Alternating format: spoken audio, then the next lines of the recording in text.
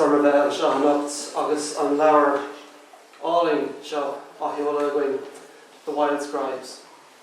Seo leabhar gácéad is a chuig déag ó chuir tús lenar Johnscadal fáilte hordach de bubble sa láir an scríb Nóirí Linní. So hello everyone, I am delighted to be here this evening to celebrate the release of the Wild Scribes by Laura, Eileen, Mary, Siobhan, Jenny and Mary Claire. My own name is Tommy Collins. I'm the poetry editor at Revival Press. Before we hear from Mark Roper and from the scribes themselves, I just want to say a few words about what we do at Revival Press, which is the poetry wing of the Limerick Writers' Centre. We trace our story back to the inspiration of the Poetry Circle, which was founded by Desmond O'Grady in the White House Bar in 1954, and its resurgence under Barney Sheehan and Dominic Taylor in the early 2000s. This era of now legendary weekly readings became known as the White House Poetry Revival. We also like to remember the shared tradition of North Munster's make poets of the 18th century, bringing poetry and song together for entertainment, for the sharing of important ideas, and of course for merriment. On top of poetry readings, creative writing workshops, competitions in both poetry and prose, and a variety of other projects, perhaps our biggest focus in recent years has been on our community publishing programme. We've been working hard to make a mark in the world of literature, first in Limerick City and then beyond, bringing book ideas and ideas to people of all ages since 2008. And this evening we celebrate our 215th publication between the Revival Press, Limerick Writers' Centre and the new Savoy Editions banners. So we're all about encouraging writers to develop their talent, whether that's with the pen, the typewriter or the microphone, whether driven by the ambition to become professional artists or simply writing for pleasure and personal growth. We believe literature should exist to enrich people's lives, to promote understanding and to foster connections throughout communities. Poetry, novels, memoirs, short stories and songs, as you all know, can bring us moments of beauty, celebration or consolation. But sometimes they can also take us out of our comfort zones and make us see the world in new ways. We strive to see the value in every creative endeavour, and then we try to share them so that they might be enjoyed and remembered, whether that's through publication or performance. Our goal is to make exciting ideas more accessible, to celebrate the wisdom drawn from the lived experiences of real people in their own words. Our motto is based on the words of John Millington Synge, that poetry must have its roots in the clay and soil of our communities. So with that in mind, our publishing philosophy centres on service rather than self-promotion. In our programme, we focus on creating high-quality, short-run titles that anyone can pick up and enjoy. This service-oriented approach guides all of our decisions, from manuscript selection to design choices to community engagement. We value work that acknowledges the lineage mentioned before and the interconnectedness of art forms, and we approach writing as a practice with spiritual dimensions. As I said, over the years we've produced a wide range of works, from poetry and short story to novels, histories, memoirs and a variety of mixed prose. We are proud that our books capture snapshots of living and evolving culture, and we hope that they will last for many years to come as a record of events, people, places, feelings and ideas. We recognise poetry's kinship with ritual and oral tradition and sacred practices across cultures. Like prayer or meditation, poetry offers a structured way to engage with deeper truths, to connect with ancestral wisdom and to transcend everyday consciousness. We like our books to serve as talismans that inspire further poetic creations, because we believe poetry and literature offer resistance against dehumanization in all its forms, a resistance that cannot be colonized by authoritarian forces, which with every day that goes by feels more and more important. We hope that this legacy will be passed on to future generations who will build on these foundations. Sometimes we look within ourselves, at our hometown, our nation, or at events with a global scope and see how they reflect on the human condition. And the completed project here tonight, it's a superb exemplar of our values. I remember meeting two of the Wild Scribes for the first time at the launch of Anne Rath's debut collection in Cork City Library. I think it was May last year. And it was clear from the first conversation that the Wild Scribes would be a wonderful addition to the Revival Press Library. Their work as a group mirrors our philosophy, which we've been following in Limerick since the early 2000s, with mutual support and accountability to bring everyone in the group forward as writers. Between the covers of this book, we are taken on a journey through each writer's experience and growth.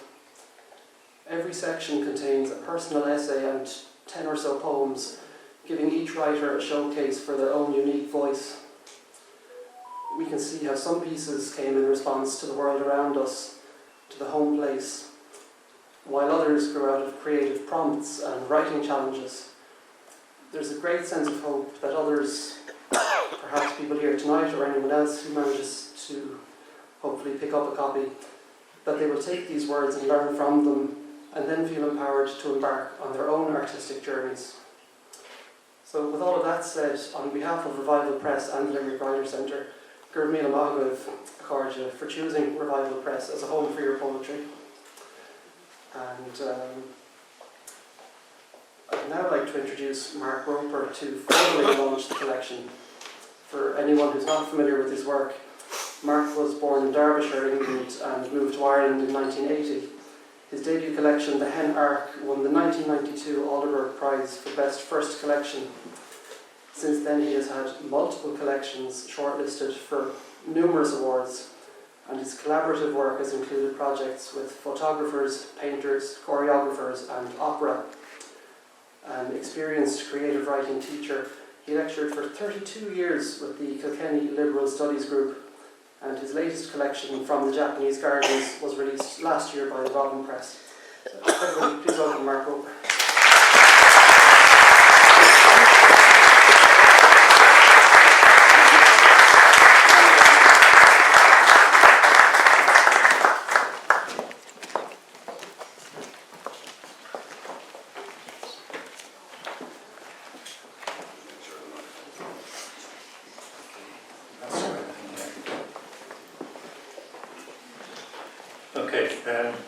Thank you very much indeed, Tom, and congratulations to everyone involved in the production of this beautiful book, and indeed in the creation of this great occasion. I think you'll agree this room has been wonderfully decorated.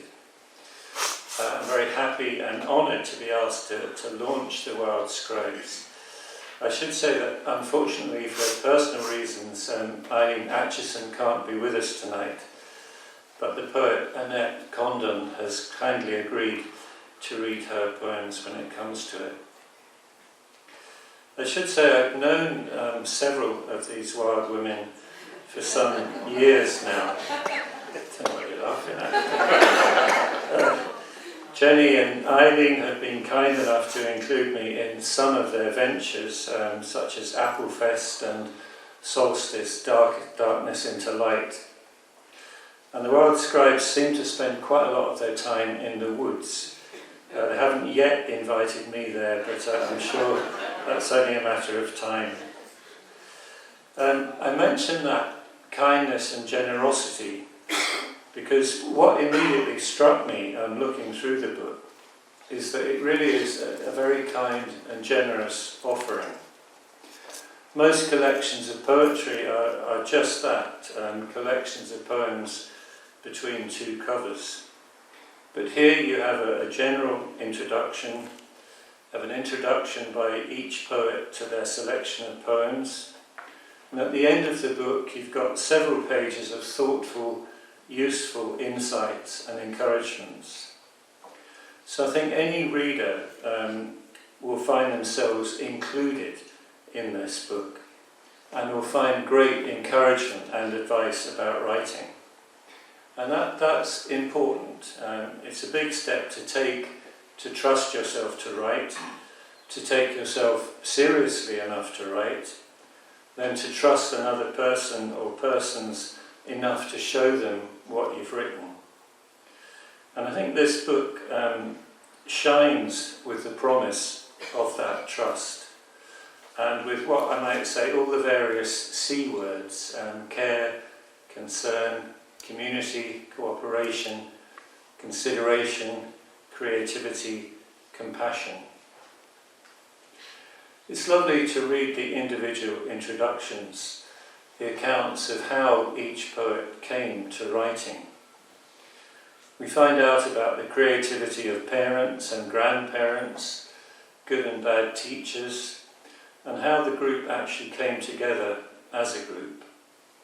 And sometimes the individual detail amounts to a poem in itself, as in Mary Nugent writing about her father. My dad, another music lover, always had the radio on, and he had a range of old records, which he sometimes played in the evenings, singing along to his heart's content. I can recall him in a Stetson hat, or maybe it was a straw hat, singing cowboy songs with his two old friends by a bulb-lit makeshift campfire up on the stage in the local hall. I used to cry every time I heard that the cowboy had died in Felina's arms. His treasured old Ferguson lift-top record player was an endless magnet for my little hands and little ears. My mother agreed to show me how to use it so I could put the long and short plays on by myself without scratching them. When I was 3 or 4, I knew my favourite black discs by the centre-coloured label and would put the needle down carefully, then lay my head on the wooden speaker and listen for hours, not a sound out of me. Beautifully, beautifully vivid detail. The selection of poems, as Tom mentioned, are relatively short, from 8 to 11 poems from each poet. Not too many, and this allows the reader the chance to savour them fully. Nature is obviously very important for the scribes. It features in all their work. There are some beautiful images in Jenny Cox's selection. The hot June sun poking fiery holes in the shade. Tree spores drifting down around us like yellow ash. The wind whips a race of wavelets across the water.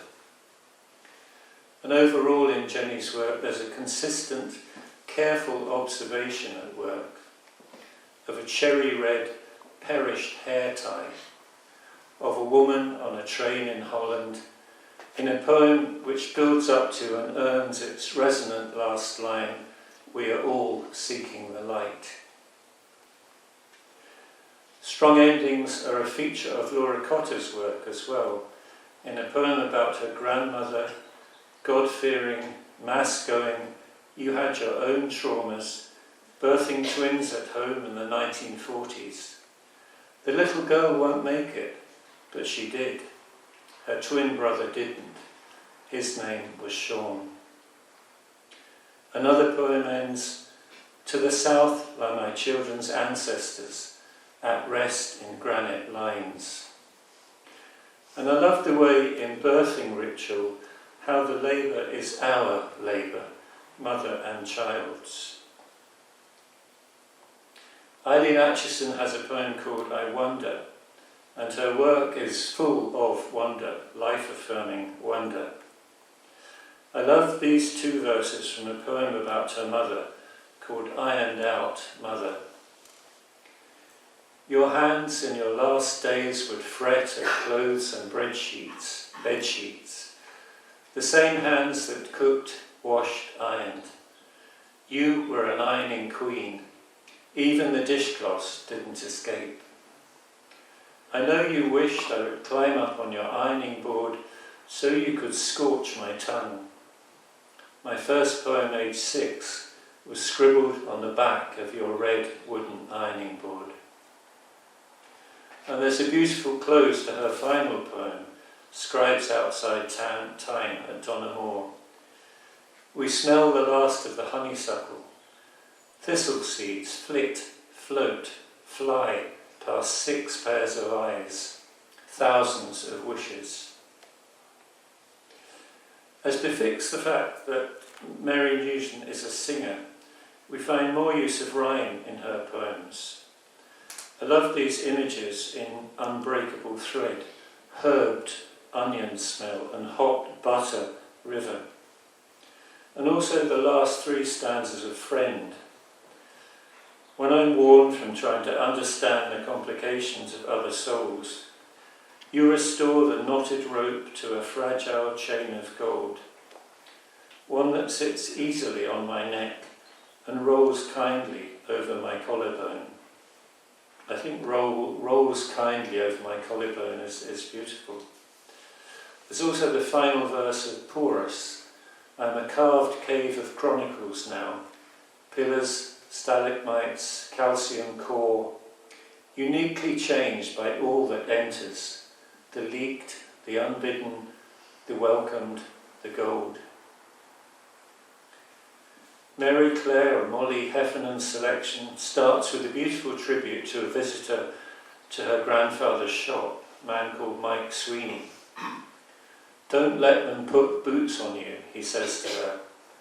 And the poem ends, Mike, I've taken their bloody boots off. I was happy to find the word swaggle in the poem Dangerous or Docile, meaning the exact moment a pet displays happiness through joyful movement. I relish the clever play on the light of a candle becoming an old flame in relinquishing, and a further poem using candlelight in the interval, where candle flames seduce the night and a toast is drunk to rusty evenings. I think rusty evenings is very evocative. Finally, I was amused by Siobhan Ryan's comment in her introduction about editing. She says, I've been known to pick a poem apart, only to be left with 2 words and a blinking cursor for company. I remember once taking what I thought was a very sensitive poem about a dying rabbit to my writing group, and one by one the fine phrases were picked on and picked out, and at the end all I had was a poem which said, dead rabbit, who cares? Siobhan's poems do get shorter as they go on. A couple of beautiful images from the earlier ones, Lemon Water Sky, and from page 197, about an inherited domestic science book, a sugary timeline of Christmases gone by. Then the poems get shorter and the final lines more and more powerful. Apple cake like a stone in my stomach. I smile weakly, certain of my false hope, certain of nothing at all. I leave the fruit to rot at the end of the garden.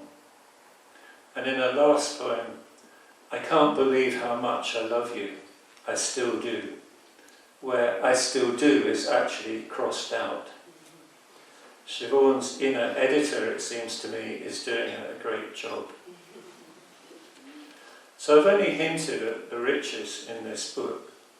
I must say it's beautifully produced, as you would expect from Revival Press. And the care taken extends to the image of a small seed head at the foot of each poet's contents page. And all those seed heads are collected in a dance on the book's final page. You might say before dispersal. And it's also before the dispersal of these poems into the wider world. I guess that's what we're witnessing tonight, is the beginning of the dispersal of these poems into the wider world. It's almost too late to change a word in these poems. You've got 30 seconds or so. You never know what's going to happen when you release a book of poems. You never know who it's going to reach, who's going to read a poem, which old friends might suddenly appear. All sorts of mysterious and exciting things happen when you've gone to the trouble of writing poems and getting them published. So it is a very exciting time. I think especially with a joint venture like this, and one which belongs to a specific place in Clonmel. So I'd like to wish the book and the scribes every success, and I'm sure you'll all agree with that. And I'm going to call on Laura Cotter to come up first to read.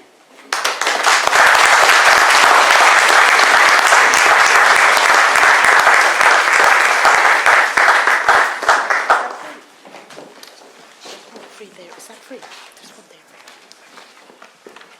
Thanks so much, Mark. The poem I've chosen to read is called January, and I think it's one that we just did as a prompt among ourselves. I don't think it was a particular call out. But anyway, here we go. Poor January, most resented month of the year. Known as dry January or month of open doors. How can you compete with decadent December? You are my birth month. I am your avid fan. 3 weeks of clean living, hibernating. I spend your final days celebrating. Thanks.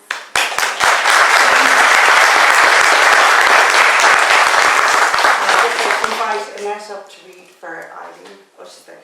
Great.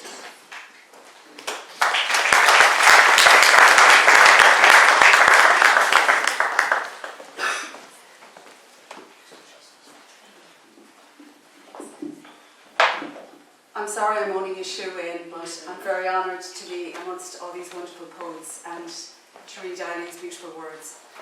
I wonder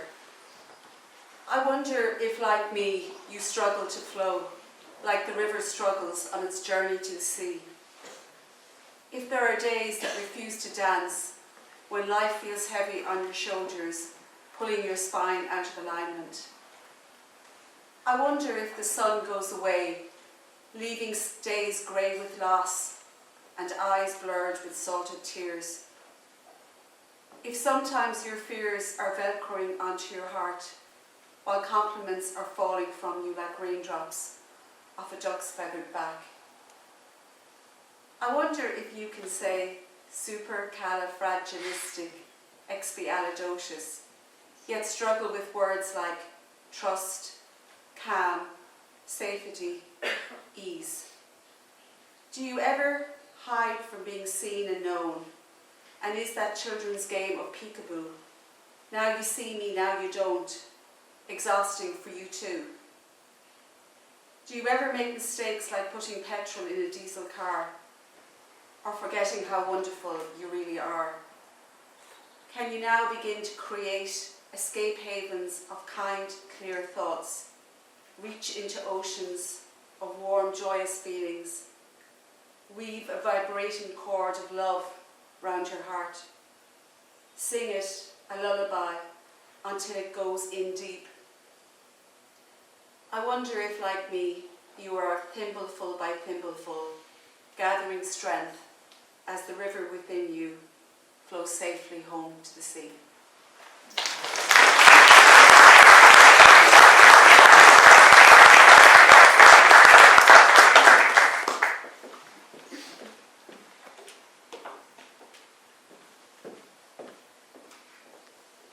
Hello everybody, I'm Siobhan and thank you all for being here. The first poem I'm going to read is a poem called Pears. You told me you didn't like pears one night after dinner. I felt strangely unsettled as this new information hung heavy in the silence between us. Candlelight flickered across your face. I thought I knew everything about you, but it turned out that I didn't. Now, year after year, the pear tree divests itself of its crop. I leave the fruit to rot at the end of the garden.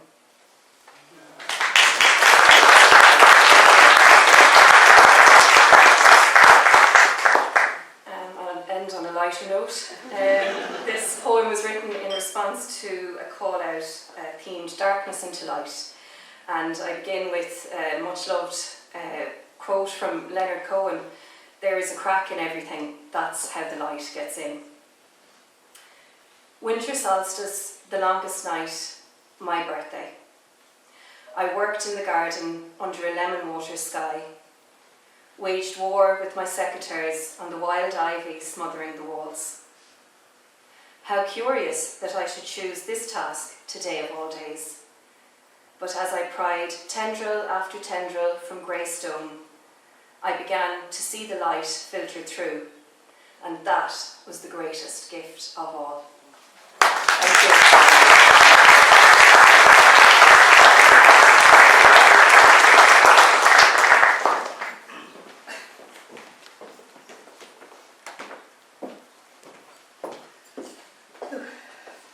I just realised it's very scary up here. It's much easier when the room is darkened. I just want to say thanks to Mark. I have to say, a little bit thrown. I wasn't prepared for you pulling out those bits, so thanks, Mark. Also, I just want to say a quick thanks to Anne Rath. She's here in the audience, and I'm so thankful to her, and where you are down there somewhere. And there you are. Anne is an old friend of mine, and Mary Claire and I did go on to her launch of her beautiful book, Ash and Bone, and you can find it on Revival Press, and met and heard Revival Press speak, and it was just fabulous. And that's how, like you said, we went after it ourselves, so I'm so thankful for that night, and thanks for the gift of it. So Mark is right, we did do a lot of writing in the woods because it was during COVID, and I guess there's a whole different thing happens then maybe when you're outdoors. And interestingly, my mother used to be intrigued by us going off into the woods, you know, and writing poetry.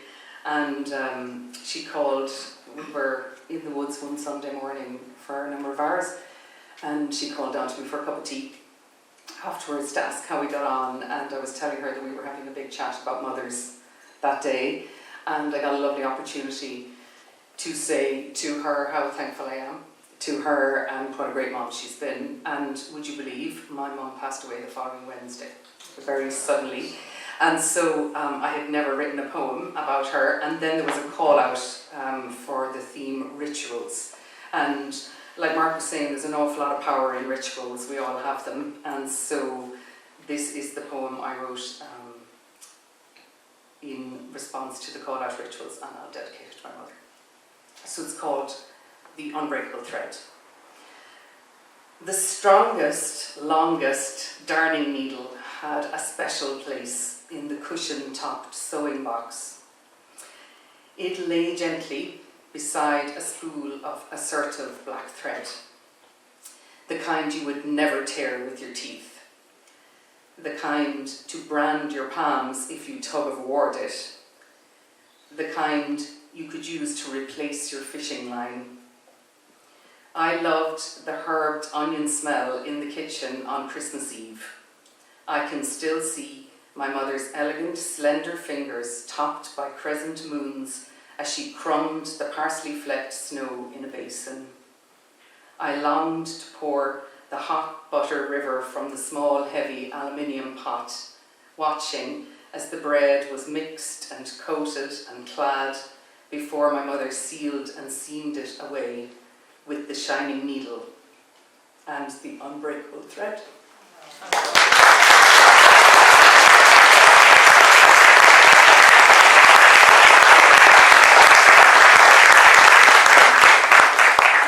Thank you. So I am a redhead. You mightn't be able to tell anymore now because I've got so blonde for nature. And so I wrote a poem for redheads, and so it's not made up, in case you think it is. I did my history and got my facts for it. So it's kind of dedicated to redheaded women. So are there any redheaded women in the house? Yes. Yes. Yes. There's the real Mary Nugent down there, by the way. That's what she always says. That's my Auntie Mary, who is also identifies as a redhead. So we dedicate this to you as well.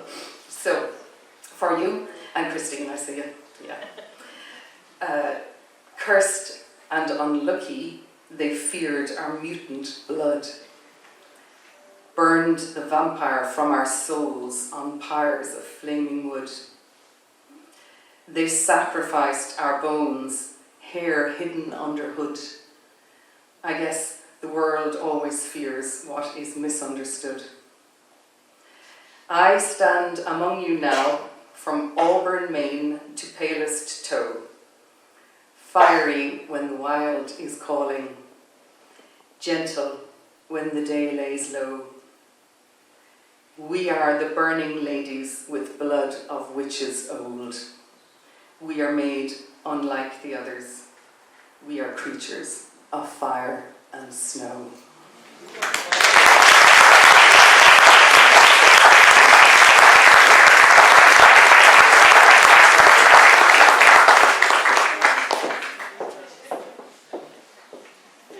Oh wow, there's a lot of people here. I'd like to say a massive thank you to Revival Press and to Tommy Collins for giving us the opportunity to bring this book out into the world. We're so proud of it, and I feel so lucky to be holding it in my hands, but equally we all know the amount of hard work that's gone into bringing this together, so I just want to acknowledge that with each of the scribes here tonight. Thank you. And the first piece I'm going to read is about the Wild Scribes. We escape to the freedom of ticking Corwood, gulping in lungfuls of air, letting out gales of laughter. We climb knotty, grassy knolls, twist and slip down muddy banks. We giggle and swear like children, listen and love like women with arms outstretched, waiting to catch each other as we jump off into honesty. We scatter our words like runes, let them settle onto moss and leaf, rest there like footprints to be discovered by others when we are gone. We run through these woods, etching our past, our present, our future into the bark like wild scribes. Then quietly we retreat, leaving our letters to burn, white smoke on the wind.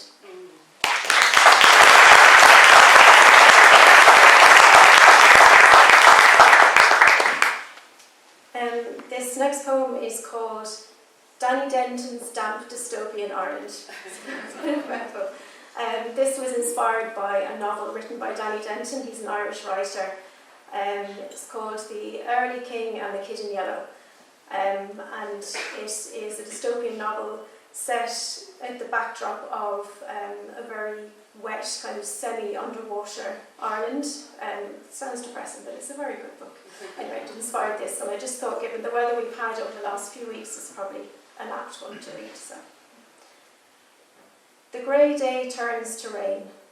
I think of Danny Denton's damp dystopian Ireland.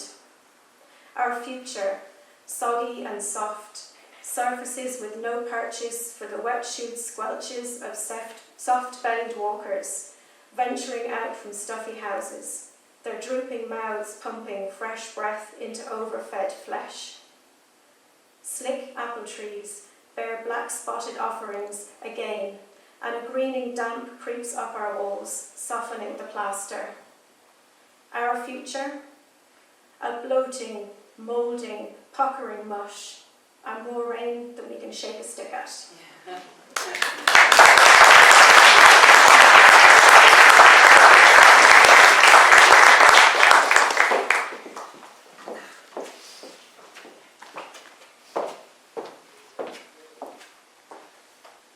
Hello everybody. I'd like to thank my family, my friends and my lovely work colleagues for being here tonight, as well as everybody else. And the first poem I'd like to do is, I have to put on my glasses, sorry. The first poem is about a woman who's letting somebody know that their treatment of her will determine her reaction. So being more of an eye for an eye woman, rather than a turn the other cheek woman. The poem is called Telling Him As It Is. Coffee or tea?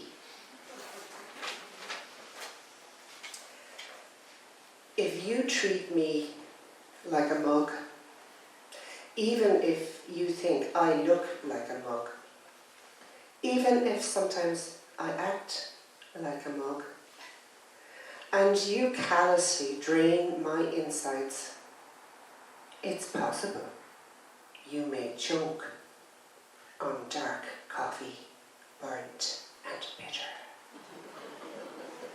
If you treat me like a china cup, even if I don't look like a china cup, even if I certainly don't act like a china cup, but in tender humour you cradle me, it's possible my insides may gush sweet tea to warm your lips.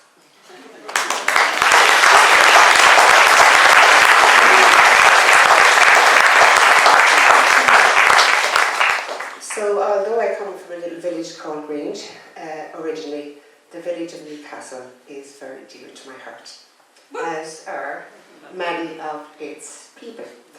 And in this poem, it features some of the characters from that village, with their permission I might add, and it's about a fella who a while ago celebrated a little excessively after the local team won a county final.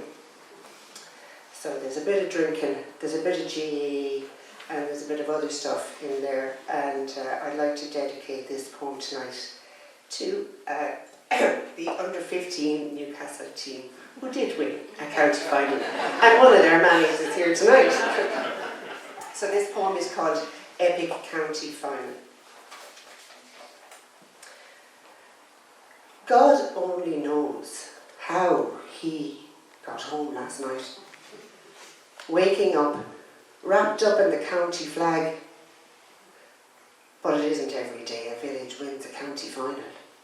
And yesterday was that day. A glorious Sunday, a mighty match, a knuckle-biting finish. Scone Lonergan stealing the victory with a scorcher as the ref brought the whistle to his parched lips to call time. God only knows how he got to work the next day. The hangover was something ferocious. But it isn't every day a village wins a county final. And last night was the night the heroes returned. The cup was filled. They buzzed with opinions, analysis, backslapping and yahooing, calling round after round after round as John T sang Maids. When you're young, never wed an old man. God only knows how much he needed a cure or two, half stumbling into the pub Monday evening. But it isn't every day a village wins a county final. And today was the day after. An epic win. An epic celebration. Probably an epic headache. Hear of the dog, Davy, he calls. The crew at the bar guffaw and cheer. Go on, you boya. As Davy shuffled, scratched his head and asked, "Hair from what dog, Lenny?" God only knows.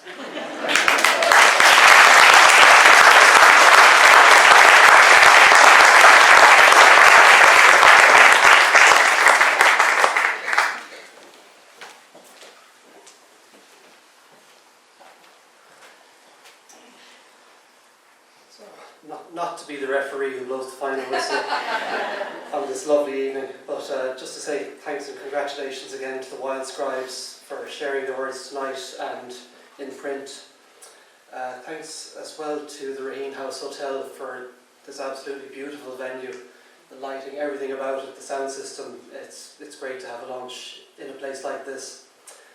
Special thanks to the rest of the team at Limerick Writer Centre, especially Jeffrey Carmody for his design work on the project. I'm sure you'll all agree that between him and the scribes it turned out absolutely stunning. Thanks as well to Mark Roper for introducing the book, and thanks to all of you who came here tonight. It really is fantastic to see such a big crowd to support the Wild Scribes and their writing. I know most of you picked up a copy of the book on the way in, but there are still a few there at the table. So if you didn't get one already, please take one or two. It's a gift worth sharing. Good morning.